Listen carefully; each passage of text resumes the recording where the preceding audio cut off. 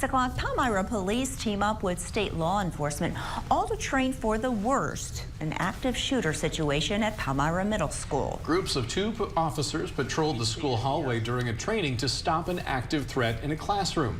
Organizers say the training sessions help reinforce connections between local police departments to help better serve the community.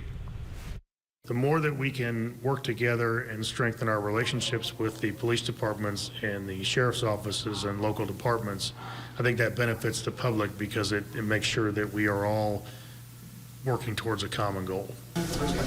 Conducting training sessions gives these officers the chance to become more familiar with the layout of various buildings and different things that may become obstacles in a real-life scenario.